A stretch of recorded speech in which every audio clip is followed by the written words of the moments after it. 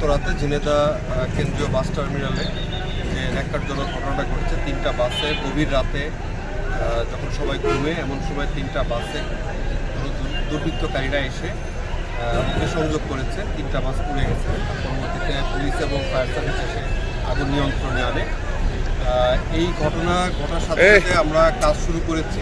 আমরা কারা এই ঘটনা ঘটিয়েছে শনাক্ত করার জন্য যে ধরনের যে পদ্ধতিগুলো আছে সেই পদ্ধতিগুলো আমরা অ্যাপ্লাই করছি এবং আমরা অলরেডি কিছু কিছু বিষয় শনাক্ত করতে সক্ষম হয়েছি।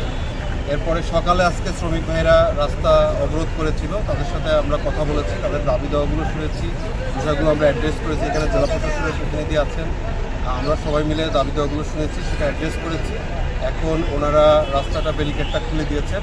আমরা দ্রুততম সময়ের মধ্যে এই দুর্বৃত্ত যারা এই ঘটনা ঘটিয়েছে তাদেরকে আইনের আওতায় আনবো এবং ভবিষ্যতে যারা এই ধরনের ঘটনাকে ঘটাতে না পারে সেজন্য যে প্রিকশনসগুলো আছে সেগুলো আমরা গ্রহণ করি। আমরা সিসিটিভি ফুটেজগুলো সংগ্রহ করেছি, সেগুলো অ্যানালাইসিসের কাজ চলছে। আমরা সব দিকটাই দেখছি এবং আজকে মামলা হবে। মামলা করার জন্য বলা হয়েছে ভিক্টিমের পরিবারকে, পরিবারের পক্ষ থেকে মামলা দেওয়ার জন্য বলা হয়েছে। আসামিদের গ্রেপ্তার করা হয়েছে এবং তদন্ত খুব গুরুত্ব সহকারে তদন্তটা সামনের দিকে এগিয়ে নিয়ে যাওয়া হচ্ছে। আশা করি দ্রুততম সময়ের ভিতরে আপনাদেরকে পুরো বিস্তারিত বিষয়টা আমরা জানাতে পারবো। আসামি গ্রেপ্তার হয়েছে যেহেতু আমাদের জানাতে খুব বেশি সময় লাগবে।